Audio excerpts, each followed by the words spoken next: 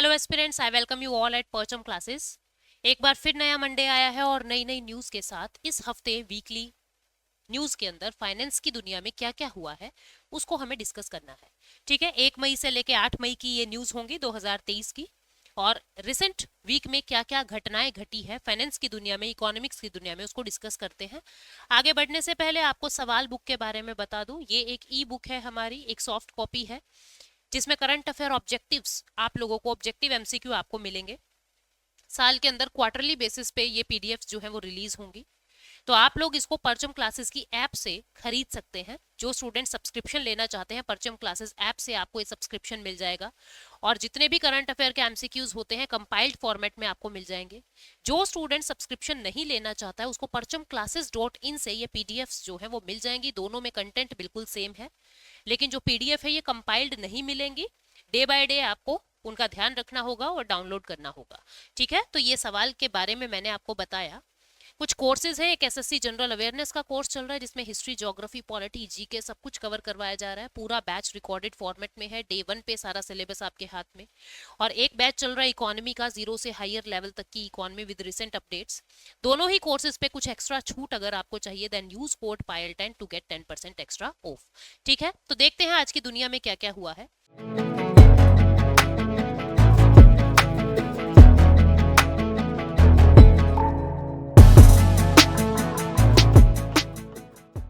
Company limited by guarantee, ये कैसी companies होती है? लिमिटेड बाय गारंटी कंपनी कौन सी होती है उसको डिस्कस करना है। और अभी कुछ कंपनीज को सब्सिडी दी है, क्या है मामला जानेंगे। वर्ल्ड इकोनॉमिक फोरम ने फ्यूचर ऑफ जॉब रिपोर्ट बताया है और बताया है कि आगे आने वाले 5 सालों में जॉब्स का क्या होने वाला है। रिस्क है उनके ऊपर, बढ़ेंगी घटेंगी, क्या होगा उसके बारे में बताया गया है। उसके बाद ये बताया है कि वर्ल्ड इकोनॉमिक फोरम क्या होता है। ठीक है, और world bank group launches business ready project. जो वर्ल्ड बैंक है उन्होंने बिजनेस रेडी प्रोजेक्ट को लॉन्च किया है। बिजनेस रेडी प्रोजेक्ट क्या होता है, क्या क्या इसके अंदर फायदे हैं, इसके बारे में हमें डिस्कस करना है। और ये डूइंग बिजनेस प्रोजेक्ट से कैसे अलग है उसको डिस्कस करना है। इंडिया और यूएई के बीच में सेपा हुआ था, यानी कि कॉम्प्रिहेंसिव इकोनॉमिक पार्टनरशिप एग्रीमेंट हुआ था। उस एग्रीमेंट को 1 साल पूरे हो गए हैं। हमें जानना है ये सीईपीए एग्रीमेंट क्या होता है और इससे क्या फायदे दोनों देशों को हुए हैं। उसके बाद आरबीआई का गोल्ड रिजर्व बढ़ता जा रहा है, 800 टन हो गया है।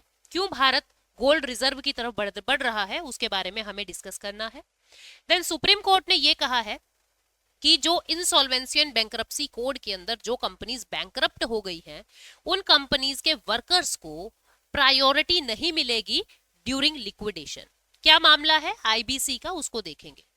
उसके बाद आरबीआई की रिपोर्ट रिलीज हुई है, करेंसी एंड फाइनेंस फॉर 2022-23। इसके अंदर क्लाइमेट चेंज का क्या प्रभाव पड़ेगा इकोनॉमी पे उसके बारे में डिस्कशन दी हुई है। उसके बाद वर्ल्ड बैंक के प्रेसिडेंट अपॉइंट हो गए हैं अजय बांगा जी।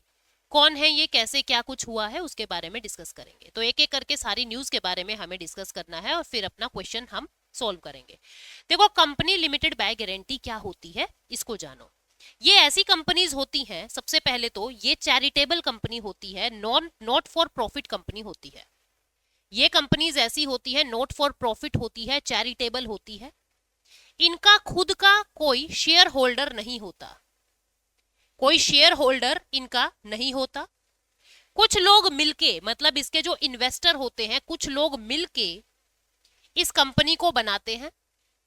और इन इन्वेस्टर्स को बस इतना सा कहा जाता है कि जितना पैसा आपने दिया है, जितना पैसा आपने दिया है, जब भी इसका लिक्विडेशन होगा आपको उतना पैसा वापस मिल जाएगा।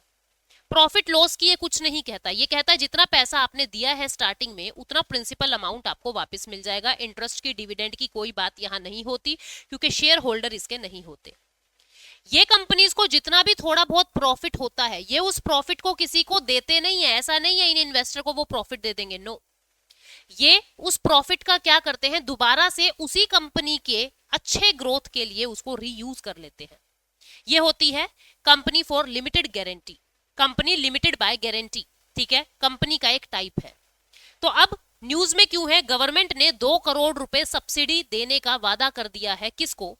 यूथ रूरल एंटरप्रेन्योर फाउंडेशन को, नेशनल डेयरी डेवलपमेंट बोर्ड के माध्यम से। यूथ रूरल एंटरप्रेन्योर फाउंडेशन एक कंपनी है, that is company limited by guarantee. ये ऐसी कंपनी है जो चैरिटेबल कंपनी है। इस कंपनी के खुद के कोई शेयर होल्डर नहीं है, ठीक है, और ये जितना भी इनको प्रॉफिट होता है ये वापस कंपनी के ही भले में लगा देते हैं, शेयर होल्डर्स को नहीं देते हैं। ये यहां भी बताया हुआ है ये कैसी कंपनी होती है, ये ऐसी कंपनी होती है in which if the company goes bankrupt, अगर कंपनी बैंकरप्ट हो गई तो ये सिर्फ उतना ही पैसा गारंटी करते हैं जितना इसको बनाते समय लगाया गया था, ठीक है, जो भी इसके लोग हैं जिसने इनको बनाया है बस उनको इतना ही कहते हैं जितना तुमने लगाया था उतना हम वापस कर देंगे। ये चैरिटेबल या नॉन प्रॉफिट ऑर्गेनाइजेशंस के लिए होता है, और जितना भी प्रॉफिट अर्न किया जाता है यहाँ पे वो री इन्वेस्ट कर दिया जाता है इसी बिजनेस में। तो हमारे लिए ये न्यूज इंपॉर्टेंट नहीं है पर ये कंपनी का टाइप इंपॉर्टेंट है, ठीक है, इसको कंपनी एक्ट 2013 में डिफाइन किया गया है। अगली न्यूज है वर्ल्ड इकोनॉमिक फोरम ने फ्यूचर फॉर जॉब रिपोर्ट 2023 जो है वो जारी कर दी है। ये बाई एनुअल रिपोर्ट होती है, ठीक है, बाई एनुअल रिपोर्ट होती है, 2 साल में एक बार आती है ये, और इसका 4th एडिशन आया है, पहला जो है 2016 में आया था। यहाँ पे ये बताया जाता है कि आगे आने वाले सालों में 2023 से लेके 2027 में जो जॉब्स है और स्किल्स है वो कैसे ग्रो करेंगी और आने वाले 5 सालों में इन स्किल्स का क्या होगा। तो ये बताता है कि जो लेबर मार्केट है उसने फोर्थ इंडस्ट्रियल रिवोल्यूशन के इम्पैक्ट की वजह से लेबर मार्केट के ऊपर बहुत प्रभाव पड़ा है। ग्रीन एनर्जी ट्रांजिशन और सप्लाई चेन शिफ्ट की वजह से स्किल्स पे और जॉब्स पे बहुत प्रभाव पड़ा है। आज के दिन जो स्किल्स की रिक्वायरमेंट है वो ऐसी रिक्वायरमेंट है जो इको फ्रेंडली प्रोजेक्ट्स की तरफ लीड कर सके। आज के दिन जो जरूरत है वो ऐसी जरूरत है जिससे गुड गवर्नेंस, सोसाइटी के लिए कॉज, मतलब कि अच्छा काम, एथिकल काम होने पे ज्यादा ध्यान दिया जा रहा है। और चौथा इंडस्ट्रियल रिवोल्यूशन आने की वजह से लेबर की टाइप भी बदली जा रही है, स्किल की रिक्वायरमेंट की टाइप भी बदली जा रही है।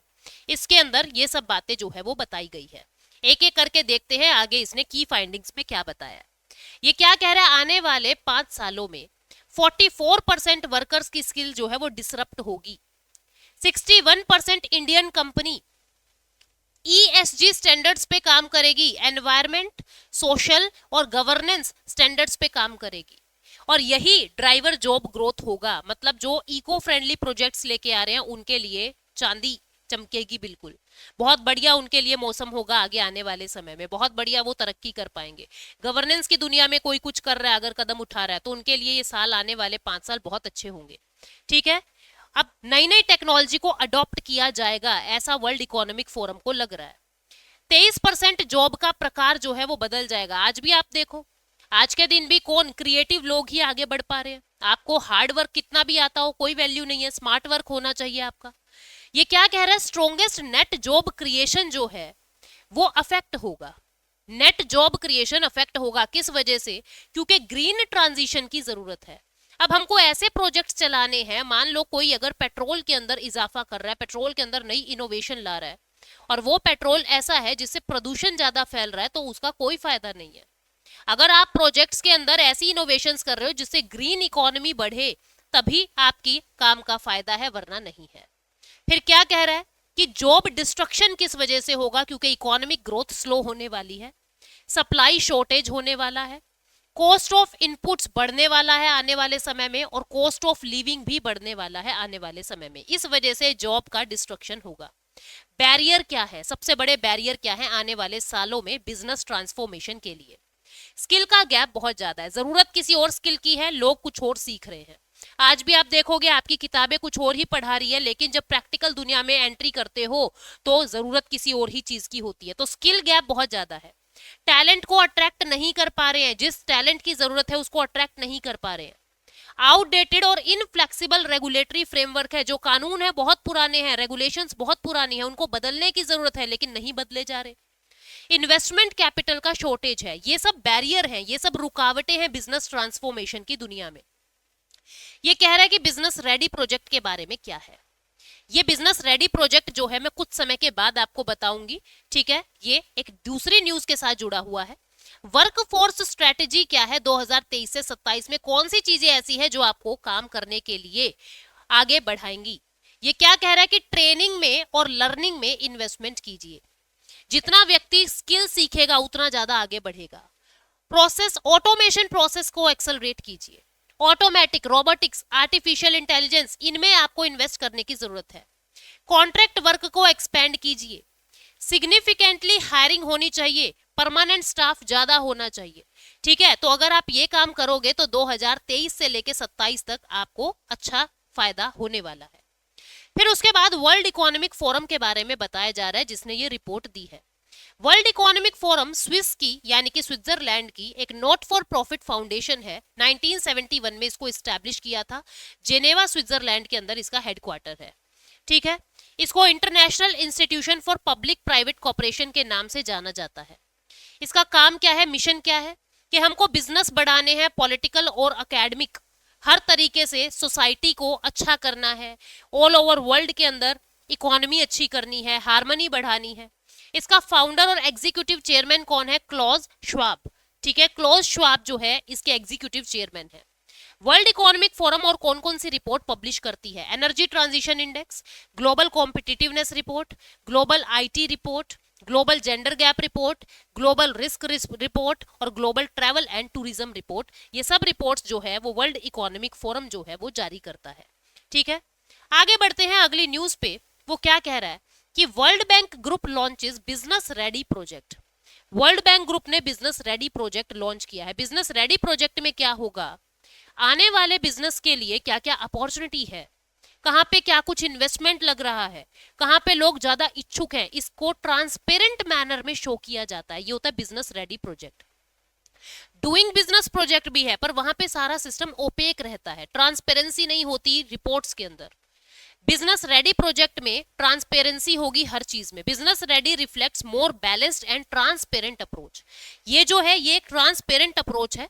ठीक है, ताकि कंट्री के बिजनेस को इवेल्युएट किया जा सके। Climate and to make it ready for dynamic private sector, मतलब कि जो प्राइवेट सेक्टर दिन प्रतिदिन चेंज हो रहा है, हमको इन्वेस्टमेंट किस दिशा में ढाल देनी है उसका पता लगता रहेगा। Business ready improves upon and replaces the world bank groups earlier doing business report. पहले वर्ल्ड बैंक का ग्रुप जो है वो doing business report, doing business project जारी करता था, लेकिन अब इस डूइंग बिजनेस रिपोर्ट को चेंज कर दिया है बिजनेस रेडी प्रोजेक्ट के नाम से। वर्ल्ड बैंक ने डूइंग बिजनेस रिपोर्ट 2021 में जारी की थी। चाइना, सऊदी, यूएई, अजरबैजान, इन सब की न्यूज रिवील की थी, लेकिन ट्रांसपेरेंसी कहीं नहीं थी। डाटा दे देते थे लेकिन ट्रांसपेरेंट डाटा नहीं होता था। डूइंग बिजनेस रिपोर्ट में क्या होता था, कुछ इंडिविजुअल फर्म्स को ही काउंट किया जाता था, उनकी परफॉर्मेंस, उनकी इन्वेस्टमेंट, उनका कैपिटल वही देखा जाता था। लेकिन यहाँ इंडिविजुअल ना होके पूरे पूरे सेक्टर को इंक्लूड किया जाएगा। जैसे यहाँ पे मान लीजिए यहाँ एक पेट्रोल पंप की बात होगी, यहाँ पूरी पेट्रो इंडस्ट्री की बात होगी, दोनों में ये फर्क है। ठीक है, यहाँ एज अ होल कंसीडर किया जाएगा, वहां इंडिविजुअल लेवल पे कंसीडर किया जाएगा। दूसरा, सम पैरामीटर कंसीडर्ड, इनमें कुछ पैरामीटर जो है वो लॉज और रेगुलेशन को देखेंगे, कुछ प्रैक्टिकल इंप्लीमेंटेशन को देखेंगे। यहाँ पे लॉज, रेगुलेशन और प्रैक्टिकल इंप्लीमेंटेशन किसी भी प्रोजेक्ट की सब कुछ जरूरी है, सबके डाटा होने चाहिए। यहाँ पे जो डाटा होता है या कैलकुलेशन का प्रोसेस होता है वो ओपेक होता है, ट्रांसपेरेंट नहीं होता। यहाँ ट्रांसपेरेंसी ज्यादा है। ये कुछ शहरों में मेजर बिजनेस को इंक्लूड करते हैं, इसकी रेंज ज्यादा है स्टडी करने की, इवेल्युएशन करने का, ये ज्यादा शहरों को और ज्यादा मोटी रिपोर्ट को इंक्लूड करते हैं। उसके बाद नेक्स्ट न्यूज है, इंडिया और यूएई ने सीईपीए को साइन किया था पिछले साल, अब उनको 1 साल हो गया है। 1 मई 2022 को दोनों ने फ्री ट्रेड एग्रीमेंट के एक कदम आगे बढ़ के कॉम्प्रिहेंसिव इकोनॉमिक पार्टनरशिप एग्रीमेंट को साइन किया था। समझना, जो फ्री ट्रेड एग्रीमेंट होता है, एफटीए होता है, इसमें क्या होता है कि हम एक दूसरे को गुड्स कम टैक्स पर देंगे, हम एक दूसरे के ऊपर टैरिफ या बैरियर कम से कम लगाएंगे, ये होता है free trade agreement.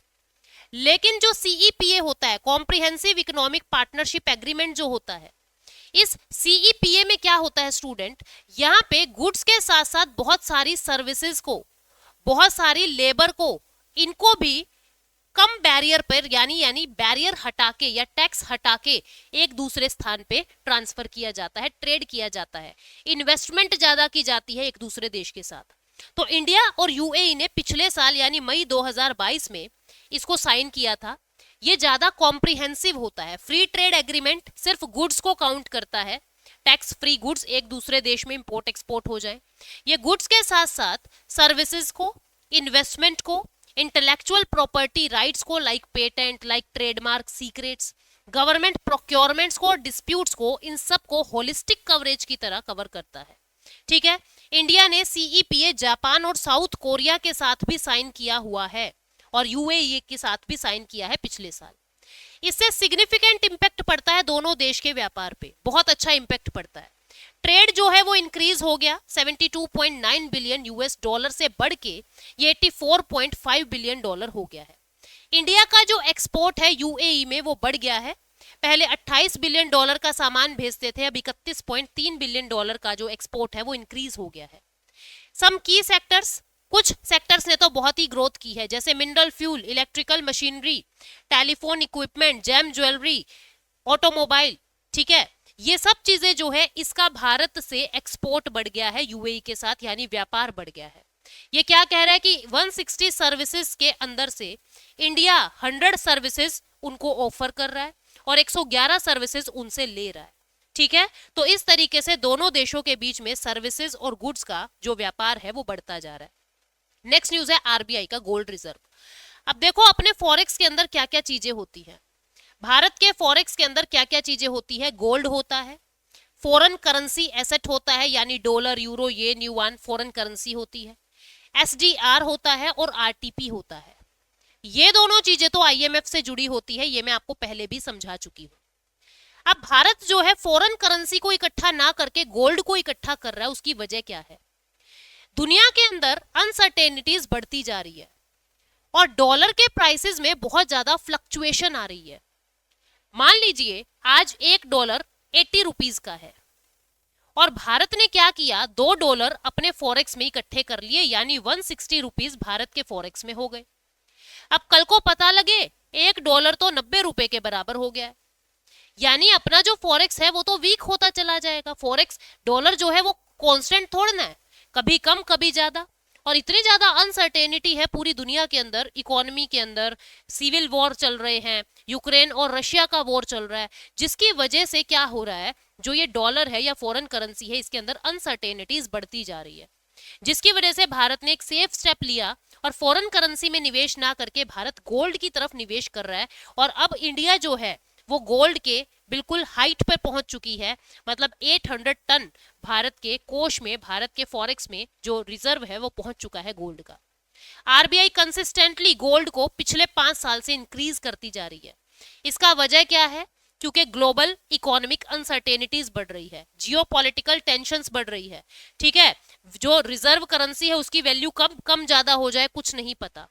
Global forex reserve में 4 चीजें आती हैं, मैंने आपको बताया कि फॉरेन करेंसीज आती है, आईएमएफ का आरटीपी और एसडीआर आता है और गोल्ड आता है। ये 4 चीजें फॉरेन करेंसी में आती है। अब हम अगली न्यूज पढ़ते हैं। सुप्रीम कोर्ट ने कहा कि इंसॉल्वेंसी एंड बैंक्रप्सी कोड के अंदर वर्कर्स को कुछ नहीं मिलेगा। पहले आईबीसी के बारे में समझ लीजिए। इंसॉल्वेंसी एंड बैंक्रप्सी कोड 2016 का आया। ये क्या कह रहा है कि जो कंपनी इंसॉल्वेंट हो गई है या जो कंपनी बैंक्रप्ट हो गई है, जिन्होंने बैंक्स से बहुत सारा लोन लिया हुआ था, अब उनका क्या करना है? अब उनका क्या करना है? एक कानून आपने पढ़ा होगा, सरफेसी, एक कानून पढ़ा है सरफेसी एक्ट 2002 का, 2003 का, दो का है। ठीक है, इसके अंदर क्या किया जाता है, हम डायरेक्ट कंपनीज का ऑक्शन कर देते हैं। जो कंपनीज क्या करती हैं, जो एनपीए हो चुका है बहुत ज्यादा, जिनका जो अकाउंट है वो बिल्कुल लॉस एसेट हो चुका है, हर तरीके से कोशिश कर ली, पैसा वापस आ ही नहीं रहा है, तो आप क्या करते हो, उन कंपनीज को ऑक्शनिंग के लिए छोड़ देते हो। उनका जो सामान आपने गिरवी रखा हुआ है उसको आप ऑक्शन पे चढ़ा देते हो। ये तो होता है सरफेसी कानून में। आईबीसी में क्या होता है, इंसॉल्वेंसी एंड बैंक्रप्सी कोड में, मैं पूरा प्रोसेस आपको थोड़ा सा ब्रीफ में समझा देती हूँ। मान लीजिए ये एबीसी कंपनी है, इस एबीसी कंपनी ने एसबीआई से, पीएनबी से, एक्सिस से और कोटक महिंद्रा बैंक से, इन चारों से मान लीजिए 100 करोड़ रुपए ले रखे हैं, 100 करोड़ रुपए लोन ले रखे हैं, और ये किसी का भी पैसा वापस नहीं कर रहा है, और ये क्या कह रहा है, हम तो बैंकरप्ट हो गए हैं, हम पैसा कहां से दें। तो अब ये क्या बना देंगे, ये चारों जो हैं इनको क्या कहेंगे, ये हो गए जॉइंट लेंडर फोरम। ये कौन बन गए, जॉइंट लेंडर फोरम। यानी कि ये लेंडर हैं जिन्होंने पैसा दिया है, जॉइंट लेंडर फोरम बन गए हैं। ये जॉइंट लेंडर फोरम क्या करेंगे, एक एडजुडिकेटर को चुनेंगे, एक बिचौलिए को चुनेंगे, एक एडजुडिकेटर को चुनेंगे। ये एडजुडिकेटर कौन होते हैं, ये इंसॉल्वेंसी प्रोफेशनल होते हैं। इंसॉल्वेंसी प्रोफेशनल होते हैं। जो सीए के पेपर एग्जाम कंडक्ट कराता है, ठीक है, वो इन इंसॉल्वेंसी प्रोफेशनल को सिलेक्ट करता है। मतलब ये बड़े मंझे हुए सीए होते हैं, चार्टर्ड अकाउंटेंट होते हैं, इंसॉल्वेंसी प्रोफेशनल। अब इन चारों की मंजूरी से, मान लीजिए इन चारों ने ये कह दिया कि हाँ ये एक्स नाम का व्यक्ति जो है वो हमको एडजुडिकेटर चाहिए, चारों की रजामंदी होनी चाहिए। अब चारों ने क्या किया, ये एडजुडिकेटर को सारा केस समझा दिया। ये एडजुडिकेटर जो बिचौलिया है वो इससे बात करेगा, इस कंपनी से बात करेगा कि हाँ भाई कितने दिन में आप पैसा लौटा दोगे। इसको मैक्सिमम टू मैक्सिमम 290 डेज का टाइम दिया जाता है कि इतने दिन में सारा मैटर सेटल्ड हो जाना चाहिए। और फाइनली जैसे इससे बातें कर ली कि बता क्या चाहिए तुझे, तेरे को रेट ऑफ इंटरेस्ट कम करवा दें क्या, इतना नहीं दे पा रहा तो तुझे कुछ और समय चाहिए क्या, दिक्कत कहाँ आ रही है, पैसा क्यों नहीं दे पा रहा, इस तरीके से एक सेटलमेंट हो जाती है दोनों पार्टी के बीच में। कोशिश यही रहती है कि पैसा वापस आ जाए। फिर भी अगर पैसा वापस नहीं आ रहा तो क्या किया जाता है, जो भी गिरवी रखा था उसको लिक्विफाई करते हैं, उस कंपनी का लिक्विफिकेशन हो जाता है, यानी उसको लिक्विडेट करते हैं। मतलब उस कंपनी को बेच के कैश में पैसा जितना आएगा इन बैंकों को दे दिया जाएगा। तो क्या कहा है इंसॉल्वेंसी एंड बैंक्रप्सी कोड में कि जो भी इस कंपनी के वर्कर होंगे, हमने ठेका नहीं ले रखा इन वर्कर को पैसा देने का। बैंकों का पैसा खाया तो पहले हम बैंक्स का पैसा लौटाएंगे, और साथ में जो शेयर होल्डर का पैसा है, जिन्होंने इस कंपनी में यकीन करके शेयर लगाए थे, उनका जो पैसा है उनको पैसे की भरपाई करने की कोशिश करेंगे। वर्कर्स को पैसा हम नहीं देंगे, प्रायोरिटी उनकी नहीं रखेंगे। ये बात सुप्रीम कोर्ट ने कही है। उम्मीद करती हूं आपको समझ आ गया कि सेक्शन 327 सब सेक्शन 7 है कंपनी एक्ट 2013 का, जो कहता है कि जितने भी वर्कर्स के ड्यू है, वर्कर कह देंगे जी हमारी भी सैलरी नहीं मिली बहुत समय से, कंपनी बैंकरप्ट हो रखी थी, हमारी सैलरी नहीं मिली, हमें सैलरी दे दो, बोले हम नहीं देंगे, कम वर्कर्स के लिए हम लायबल नहीं है, ऐसा सुप्रीम कोर्ट ने कह दिया।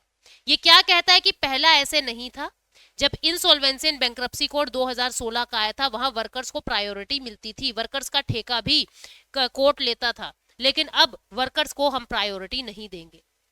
ठीक है, अब क्या कह रहा है कि किस किस को ये पैसा मिलेगा, ये बात सेक्शन 53 कंपनी एक्ट्स के अंदर लिखी हुई है। इंसॉल्वेंसी बैंक्रप्सी कोड 2016 के अंदर सेक्शन 53 है, वहां लिख के बताया गया है कि किसको कितनी प्रायोरिटी मिलेगी। ये पूरी न्यूज थी, इसको कितना भी आप बढ़ा लीजिए, कितना भी कम कर लीजिए, ये इतनी सी बात थी जिसके बारे में मैंने आपको बताया। ठीक है, इसके बाद आरबीआई ने एक रिपोर्ट जारी की है, currency and finance report for 2022-23। ये क्या कह रहा है कि भारत के अंदर, रिपोर्ट के अंदर क्या लिखा हुआ है कि जो मैक्रो फाइनेंशियल इंप्लीकेशंस हैं क्लाइमेट चेंज का, फाइनेंस के ऊपर बड़ा बड़ा क्या इंपैक्ट पड़ेगा। सबसे पहली बात तो ये करता है कि macro economic impact of climate change in India, climate change का सबसे ज्यादा प्रभाव कहां कहां पड़ेगा। एक तो ये कह रहा है कि जो हमारी जीडीपी है 2100 तक, मतलब अभी क्या चल रहा है 2023, 2100 सन तक 3 से 10% जीडीपी क्लाइमेट चेंज की वजह से खराब हो जाएगी। फिर ये क्या कह रहा है कि 34 million project, 80 million global job में से 34 मिलियन जॉब जो है वो लॉस हो जाएगी 2030 तक, यानी बेरोजगारी और बढ़ने वाली आने वाले समय में। 4.5% 4.5% जीडीपी जो है वो रिस्क पे है 2030 में, एक्सेस हीट और ह्यूमिड कंडीशन की वजह से, क्योंकि लेबर अपने घंटे कम कर देगा काम करने के, वो काम कर ही नहीं पाएगा, वो काम कर ही नहीं पाएगा क्योंकि एक्सेस हीट और एक्सेस ह्यूमिडिटी की वजह से क्लाइमेट चेंज इतना बुरा हो जाएगा, क्लाइमेट इतना गंदा हो जाएगा कि बंदा काम ही नहीं कर पाएगा, जिसकी वजह से जीडीपी को और नुकसान होगा। फिर ये कहता है क्लाइमेट चेंज एंड आरबीआई पे क्या फर्क पड़ेगा। कहता है कि जो लोन्स हैं रिन्यूएबल एनर्जी के, जो प्रायोरिटी सेक्टर लैंडिंग, मैंने बहुत बार बताया है इकोनॉमी की बेसिक लिस्ट में जाना, प्रायोरिटी सेक्टर लैंडिंग में जो रिन्यूएबल एनर्जी के नाम पे लोन दिया जाता है उसको नॉन कन्वेंशनल एनर्जी पे कन्वर्ट करना पड़ सकता है। फिर ये कह रहा है कि हम ग्लोबल रिस्पॉन्स, मतलब जो पेरिस एग्रीमेंट के गोल्स हैं उनको पूरा करने में हमको मेहनत करनी पड़ेगी और ग्रीन फाइनेंशियल सिस्टम बनाना पड़ेगा। कि आने वाले समय में फाइनेंस भी ऐसा जगह लगे जिससे ग्रीनरी बढ़े, पेरिस एग्रीमेंट को पूरा कर सके। हमको जो सोवरन ग्रीन बॉन्ड है उसको इशू करना पड़ेगा, मतलब पूरे भारत से उधार उठा रही है सरकार, और जितना भी पैसा आया उन बॉन्ड्स के माध्यम से उससे इको फ्रेंडली प्रोजेक्ट चला दिए। ठीक है, हमको ग्रीन डिपॉजिट मोबिलाइज करने पड़ेंगे, लोगों से कहना पड़ेगा कि जितना तुम्हारा फंड आएगा उसको हम इको फ्रेंडली प्रोजेक्ट में चलाएंगे और बदले में तुमको ब्याज देंगे। तो इस तरीके से जो फंडिंग है वो ग्रीन इकोनॉमी के लिए इकट्ठी करनी पड़ेगी। Climate change in financial sector, अगली हेडिंग ये देता है कि क्लाइमेट चेंज का फाइनेंशियल सेक्टर पे क्या प्रभाव पड़ेगा। ये क्या कह रहा है कि कैपिटल शॉर्टफॉल हो सकता है पूंजी में कमी आ जाए, पब्लिक सेक्टर बैंक को ज्यादा रिस्क है, ठीक है, प्राइवेट सेक्टर काउंटर पार्ट्स की तुलना में। फिर कह रहा है कि ग्रीन फाइनेंसिंग की जरूरत होगी, हमको 2.5% ऑफ जीडीपी जितना ग्रीन फाइनेंस चाहिए ताकि हम क्लाइमेट इवेंट्स को कंट्रोल कर सकें। साथ में ये कह रहा है कि मिटिगेशन कैसे कर सकते हैं, क्लाइमेट रिस्क को कम कैसे कर सकते हैं। एक तो हमको कार्बन प्राइसिंग यानी कार्बन टैक्स लगाना पड़ेगा, उन सामान पर ज्यादा टैक्स लगाना पड़ेगा, जैसे कुछ देशों ने लगा भी दिया है, यूरोपियन यूनियन वाले देशों ने। जिस सामान से ज्यादा कार्बन एमिट होता है उस सामान पर टैक्स ज्यादा, ताकि जो देश हैं वो कार्बन एमिशन पर ध्यान दें। और साथ में एमिशन ट्रेडिंग सिस्टम करना पड़ेगा, ठीक है, यानी हर देश को यूं कह दिया कि तुम 1 यूनिट कार्बन ही निकाल सकते हो। अब एक देश ऐसा है जो 0.5 यूनिट कार्बन ही निकाल रहा है, और एक देश ऐसा है जो 1.5 यूनिट कार्बन निकालना चाह रहा है। तो जिसको जरूरत नहीं है कार्बन की वो अपनी कार्बन यूनिट्स दूसरे को बेच सकता है कि मेरे यहाँ इतना कार्बन एमिट नहीं होता, तुम इसको खरीद लो और बदले में मुझे पैसे दे दो। इससे पूरे अर्थ का जो कार्बन है वो बैलेंस रहेगा और ट्रेडिंग भी हो जाएगी। हमको ग्रीन टेक्सोनोमी बढ़ानी होगी, टेक्नोलॉजी ऐसी लानी पड़ेगी जिससे विंड और सोलर पावर सप्लाई से काम चल जाए। हमको रिन्यूएबल सप्लाई चेन को डेवलप करना पड़ेगा। मॉनेटरी पॉलिसी में सेंट्रल बैंक डिजिटल करेंसी को यानी ई रूपी को प्रमोट करना पड़ेगा, ताकि नोट वाला करेंसी छपने के कारण जो प्रदूषण फैलता है वो ना फैले। तो इस तरीके से आरबीआई ने इस रिपोर्ट को जारी किया जिसके बारे में हमने पढ़ा। उसके बाद वर्ल्ड बैंक ने प्रेसिडेंट अजय बांगा को अपॉइंट कर दिया है। ये फर्स्ट एवर इंडियन अमेरिकन है अजय बांगा जी, वर्ल्ड बैंक के प्रेसिडेंट बन गए हैं। ठीक है, ओपन और मेरिट बेस्ड ट्रांसपेरेंट प्रोसेस से इनका सिलेक्शन हुआ है। ठीक, ये जिस मतलब यूएस के मेंबर ही है, इंडियन अमेरिकन है, इंडियन के थे, आज के दिन अमेरिका में रह रहे हैं। Candidate should meet several condition, बहुत सारी कंडीशंस को इन्होंने पूरा किया है। इनका पूरा रिकॉर्ड चेक किया गया है, बड़ी बड़ी ऑर्गेनाइजेशंस को मैनेज करने का इनको एक्सपीरियंस है। ठीक है, एग्जीक्यूटिव डायरेक्टर्स ने मिलके ये डिसीजन लिया है। जो प्रेसिडेंट होंगे वो बोर्ड ऑफ एग्जीक्यूटिव डायरेक्टर के एक्स ऑफिशियो चेयरमैन भी होंगे, वर्ल्ड बैंक के एक्स ऑफिशियो चेयरमैन भी होंगे। अब आपको पता है वर्ल्ड बैंक के अंदर 5 सब पार्ट्स आते हैं। 5 सब पार्ट्स कौन कौन से आते हैं? एक तो आता है IBRD, ठीक है, एक आता है IDA, ठीक, एक आता है इंटरनेशनल फाइनेंस एजेंसी, एक आता है मीगा मल्टीलेटरल, ये इन्वेस्टमेंट गारंटी एक्ट होता है, एक आता है ICSID फॉर डिस्प्यूट सेटलमेंट। जो भी वर्ल्ड बैंक का प्रेसिडेंट बनता है वो इन दोनों बॉडीज का एक्स ऑफिशियो चेयरमैन भी बनता है, वो इन दोनों बॉडी का एक्स ऑफिशियो चेयरमैन भी बनता है। तो ये आपको याद रखना है कि अजय बांगा जी वर्ल्ड बैंक के प्रेसिडेंट के साथ साथ IBRD और IDA के एक्स ऑफिशियो चेयरमैन भी हैं। ठीक है, ये पांचों कंपनीज मिलके वर्ल्ड बैंक का निर्माण करती हैं। तो ये हमने आज के दिन जो भी इकोनॉमी में चल रहा था वो हमने पढ़ा। अभी मैं आपसे एक क्वेश्चन पूछ रही हूँ, आपको ये बताना है क्वेश्चन के बारे में। क्वेश्चन क्या है कि जो फ्यूचर फॉर ग्रोथ प्रोजेक्ट है, फ्यूचर फॉर ग्रोथ रिपोर्ट है, फ्यूचर फॉर जॉब ग्रोथ जो रिपोर्ट है वो किसने पब्लिश की है, वो कौन रिलीज करता है? इट इज रिलीज्ड बाय, किसने रिलीज की है? A option World Economic Forum ने, बी ऑप्शन वर्ल्ड बैंक ने, सी ऑप्शन IMF ने, D option none of the above ने। आपको बताना होगा ये जो रिपोर्ट है future for job growth report किसने रिलीज की है। ठीक है, आई होप आप लोग इसका आंसर करेंगे। Thank you so much, take care, bye bye.